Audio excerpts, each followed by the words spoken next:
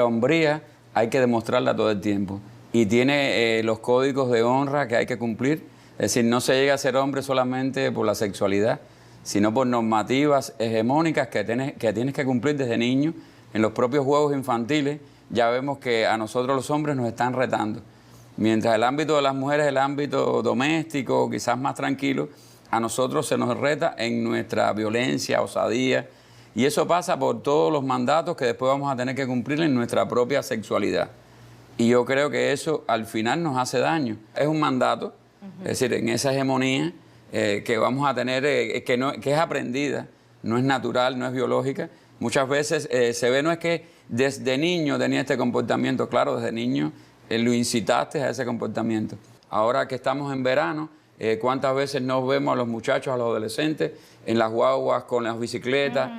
Vemos pocas mujeres en esto, tirándose de rocas, es decir, haciendo actos de esa osadía que después te va a costar a tu salud, al bienestar que puedes tener, porque puedes quedar con una discapacidad severa para el resto de tu vida. Entonces, yo creo, y por eso es importante este tipo de programa, que tenemos que revisar, que no es natural, siempre es aprendido. Eso es importante, es aprendido. Es aprendido. La construcción de las masculinidades hace un impacto directo en la salud. Él hablaba, por ejemplo, de los accidentes. Y si vamos a las primeras causas de muerte, por ejemplo, la accidentabilidad en los hombres es muchísimo mayor que en las mujeres. Y si buscamos las tablas de las primeras causas de muerte y lo vamos a ver contra sexo, los hombres empiezan a partir de los 15 años a morir mucho más que las mujeres en las 10 primeras causas de muerte.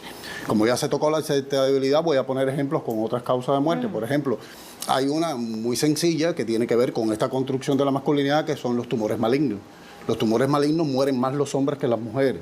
Y no tiene nada que ver desde el punto de vista genético ni fisiológico, sino tiene que ver con un problema de atención. De respuesta. De respuesta, incluso desde las políticas públicas. ¿Por qué? Porque las políticas públicas, como vivimos en una sociedad patriarcal, están hechas por hombres y para los hombres. Y, por ejemplo, dentro de las políticas públicas, que existen pocas para los hombres, está la del cáncer de próstata. Que sí, sabemos que existe el PSA, pero el PSA no es una prueba tan específica. Lo más específico es la parte clínica, que es el tacto rectal. ¿Y cuántos hombres padecen o llegan a estadios graves del cáncer prostático o de otros tipos de cáncer? Una, porque no van al médico o no van a tiempo. ¿Por qué? Porque los hombres somos fuertes. Los hombres ir no al se médico enferman. es símbolo de debilidad.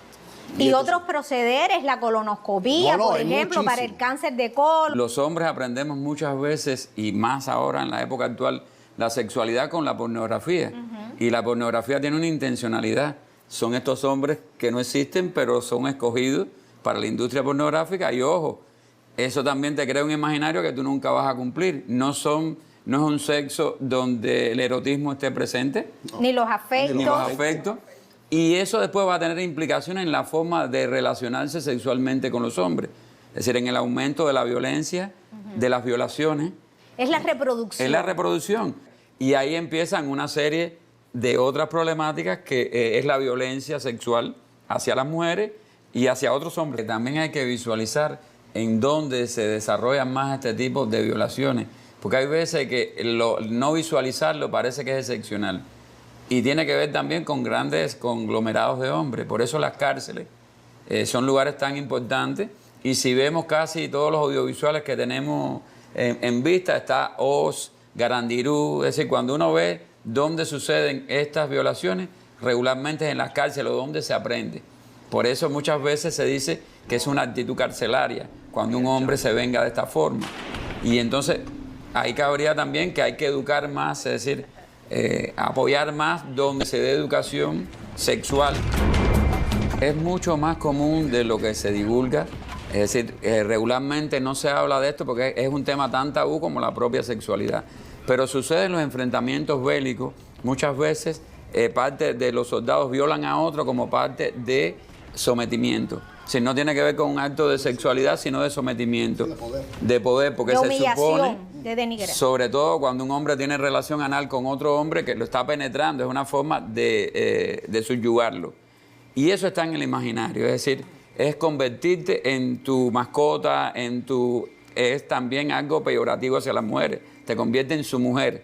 que es algo menor, es decir, tiene que ver con todo... El imaginario de subordinación. Machista. Sucede mucho en las poblaciones penales, donde pues, la persona que viene quizás más callada, más bonita, así con características más parecidas a lo femenino, es la que hay que someter. Y ahí empieza como un bullying reiterado hasta que es sometido. Y yo creo que es importante que se divulgue y se diga para que las personas puedan salir también, los hombres, podamos salir de ese tipo de violencia. Porque hay veces que somos violentados y no lo denunciamos. Es decir, nos tenemos que vengar. Empieza ahí, entiende, el tema de la venganza. Es decir, y la venganza sabemos cuál es. Regularmente cuando una mujer es violada no vemos que esa mujer va a ir a matar al violador. De hecho, muchas veces hasta ni lo denuncia. Y te das cuenta que es igual, violación es violación. Da lo mismo que sea un hombre o una mujer, tienen la misma connotación, ¿no? Pero hay dos respuestas diferentes. Hay dos respuestas. Sí, pero es que hay que tener claro, Betty, por ejemplo, cuando se viola un hombre, que no pasa generalmente con una mujer, se pone en tela de juicio su orientación sexual. Incluso esas actitudes vengativas las enfocan desde el punto de vista, desde lo personal, pero nunca desde la denuncia.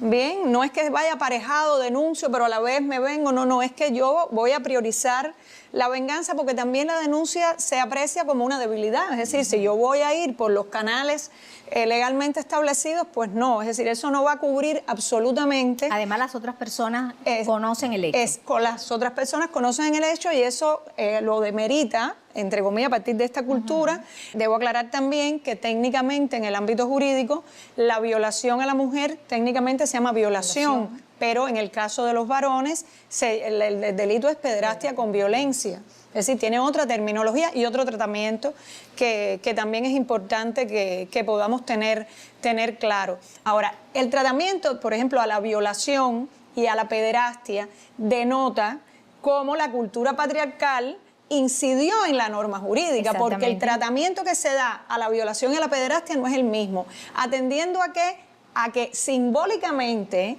al estar afectando la pederastia esa masculinidad hegemónica, pues se aprecia como que socialmente tiene un mayor impacto, que es decir, que para un hombre es peor que lo violenten que para una mujer. Hemos hablado de la violación en sentido general, pero no dejamos de ver la violación de los hombres por la mujer.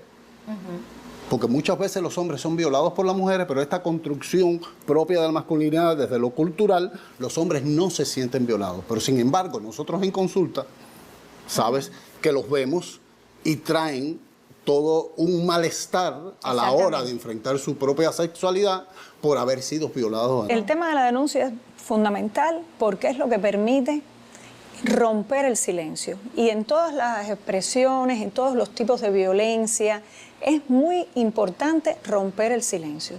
Es necesario pedir ayuda, buscar ayuda. La denuncia permite que empiecen a funcionar los mecanismos jurídicos que te van a permitir la seguridad de esa protección que necesita la persona víctima.